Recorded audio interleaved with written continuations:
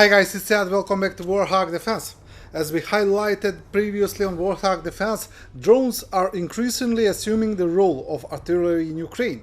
While the Ukrainian side demonstrating superior capability in this aspect of warfare, Russian forces exhibit clear fear at the sound of Ukrainian drones, as evidenced by the obliteration of a Russian column in a drone swarm.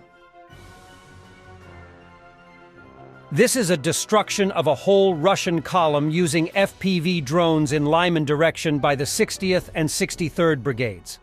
More than 10 armed vehicles, including 7 tanks and 1 TOS-1A, were simply devoured by combined FPV effort and artillery today in our direction. I tell you guys, FPV are like piranhas. Most of the assault forces were still deep behind their lines when they had met their fate.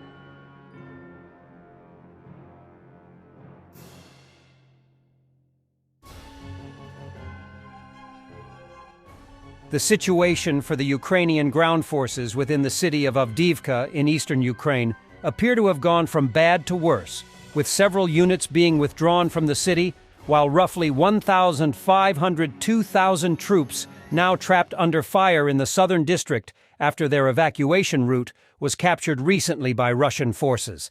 The 3rd Assault Brigade, while assisting in the controlled withdrawal, have attempted a number of breakthroughs, but so far they seem to have failed. Leader of Ukrainian Russian Volunteer Corps says their unit was also deployed in Avdiivka. RDK fighters have been fighting fiercely in the Avdiivka area since the morning. Right now, our mortars are operating precisely. Heavy machine guns are mowing down Putin's hordes, and RDK stormtroopers are confronting the enemy's elite units at grenade-throwing distance. There are wounded, but the resilience of our heroes is incredible.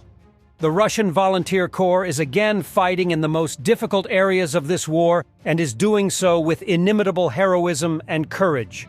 We have already written our names in history forever, but in fact, the RDK warriors are writing history themselves right now with the blood of their enemies and their own.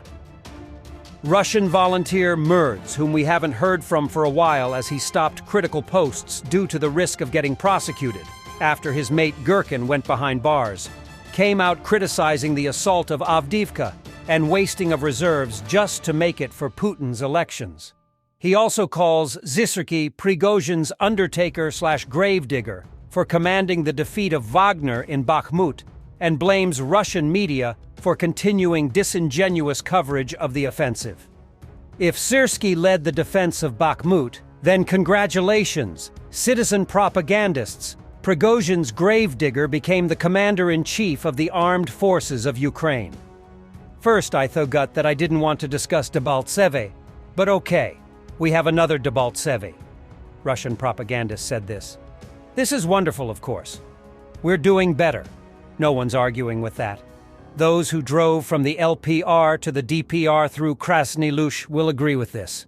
But the problem is that back then, in 3 weeks of a fucking nightmare, a lot of our people were killed, not to mention the equipment, and it was not possible to quickly and reliably seal the enemy in the cauldron. We pinched a lot of tails, took warehouses and equipment in some quantity, but a lot of Ukrops were gone.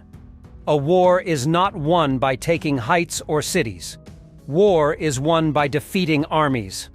This is a lesson that is written in bold letters in world military history by the Russians. Most prominently and clearly by Kutuzov. In a less obvious, although on a larger scale, by the battles of the Red Army in 1941, when the Wehrmacht was prevent from a defeat of the Russian army west of the Dnieper, on which the Barbarossa Plan, which was thus collapsed, was built. Avdiivka, captured for the elections, the assault of which, like Mariinka, is one big criminal case, could cost us very dearly. Especially because of the madness with the second wave of mobilization being postponed until after the elections. The counter-offensive failed. So why mobilize, right? Let's replenish the troops with Nepalese, Cubans, Ethiopians. They will go voluntarily. They don't speak Russian, but they're volunteers, right? There is a formal number. What more do you need? Debaltsev at one time taught the Ukrainians, the main thing. It is necessary to adequately assess the situation and not engage in complacency. It was due to complacency that they fucked it up, although they managed in the end to pull out a significant part of their people from there, many of whom we are still at war with. But we seem to resolutely refuse to learn.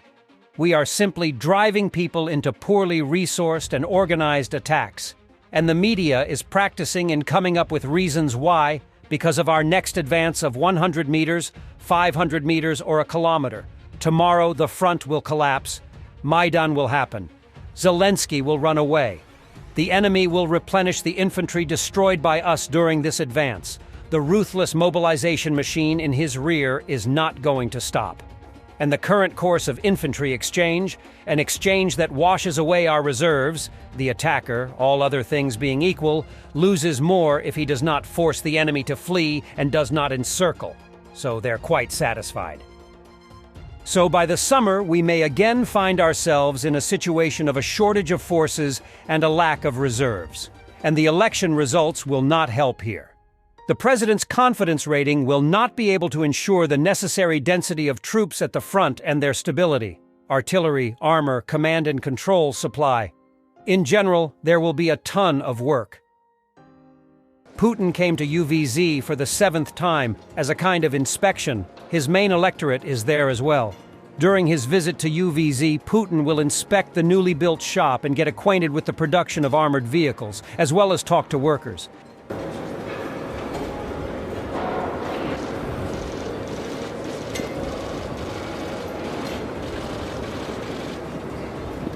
Thank you guys for watching. I hope you like this video. Stay with Warthog Defense. Comment, like, subscribe, become our member and stay strong. Thanks for watching, and don't forget to subscribe.